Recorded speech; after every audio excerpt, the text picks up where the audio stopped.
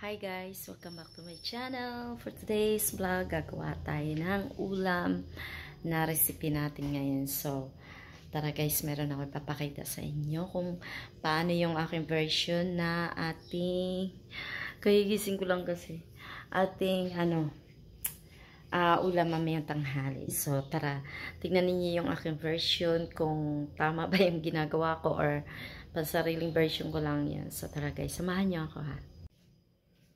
So, ngayon guys, meron tayong, ayan, meron tayong pork na kunti lang siya kasi dalawa lang makanigalan.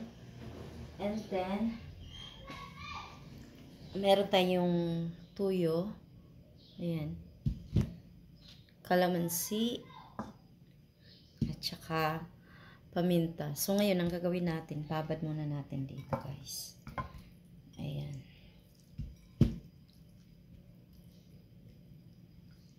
Diba? So, lagyan natin ng tuyo.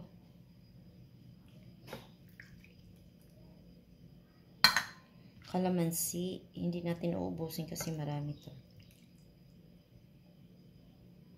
Ayan. And then, paminta.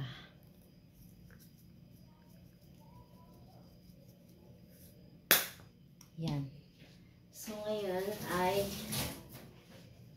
ating haluin. Kami na kaya, kami naman ang kakain din kayo. Hindi naman kayo kakain ito, kami lang Daryl. Ayan. So, ibabad po natin siya ng 1 hour. So, habang nagbababad tayo, ako'y liliko. Ayan guys. Ayan. So, mamaya ang ating continue for ready to cook. So, ayan guys, meron tayong naka-ready na patatas at carrots, kamatis, bawang, sibuyas, pichay, cabbage, at saka beans. Ayan, mamaya lalawak natin yan sa pahuli na po. So, ayan na po yung ating kawali. Lalagyan na natin ng langis para tayo mag-go-go na guys. So, ayan, for the first time na naman ang ating lulutuin. Ayan po ay anong tawag doon? Puchero ala Len. Ayan, so andyan na yung ating sibuyas. Inuuna natin muna kaysa sa bawang. Madali po kasi masunog ang bawang guys. Kaya kailangan nating unahin muna. Kahit mahina lang yung apoy ice na yan. So ayan guys, ini-next natin dyan yung bawang. Ayan, kailangan lang natin na isote ng maayos yung ating bawang para lumabas po yung aroma niya. Then, lalagyan din po natin yan ng kamatis, kunti lang.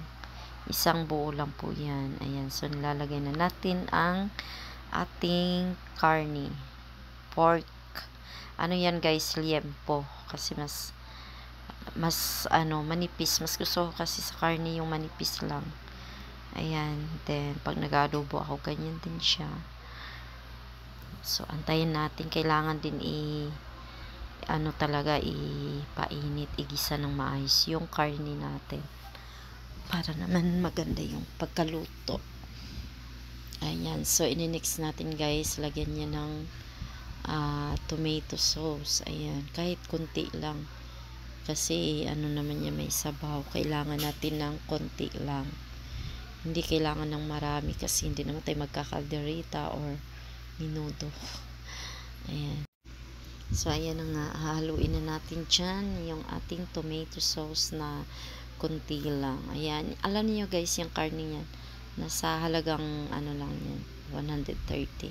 So, ayan, lalagyan na natin ng tubig. Pero, kaya lang guys, medyo naparami yung water natin dyan. Kaya dapat kunti lang, isang bandihado or bowl, ganyan. So, ayan, meron tayong nakasalang na langis at piprito muna natin yung ating patatas at carrots. Ganyan guys, para hindi malabog yung ibang gulay pagka ilalagay natin yung kasi luto na. So, ayan, ayan po pala, nilagyan natin ng pork cubes, and then yung pinagbabaran ko noon guys, nilagay ko Sinunod ko kasi nakalimutan ko yung pinagbabalan dahil natakpan ko ng ating pinggan. So ayan, luto ng ating carrots at saka patatas.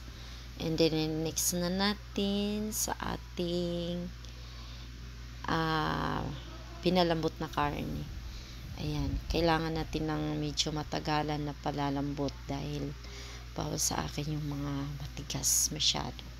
Ayan, so nilagay na natin yung ating gulay, pechay, repolyo at saka ang ating beans. Ayan, malambot na kasi dyan yung karne guys. So, kaya nilagay ko na yung mga gulay natin para matapos na agad tayo. Ayan, so first time ko po talaga siyang lutuin. Nanonood lang ako sa ibang mga vlogger guys. Ayan, so na-follow ko naman. Instead na chicken sana yan ang gagawin natin, pero pork yung binili ko. Kasi ayun yung available sa ating ref. Yan, nilagyan ko yun ng patis, asukal, para mag-combination yung kanyang lasa. May tamis, may alat, ganyan. So, bahala na kayo manghusga guys ha, kung ano, kasi first time ko niluto yan. So, first time din natikman ni Daryl. First time namin na tikman ng aking luto. Ayan, so maraming gulay siya. Bali, 1, 2, 3, 4, 5 na gulay ang lagyan natin.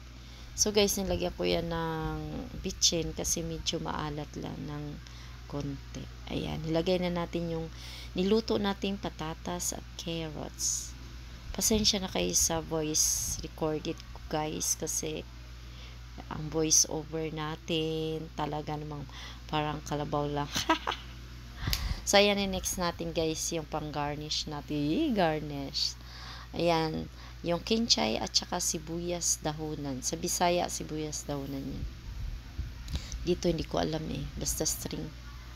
Ayan, so tapos na tayo guys. Tinitikman ko na lang yan.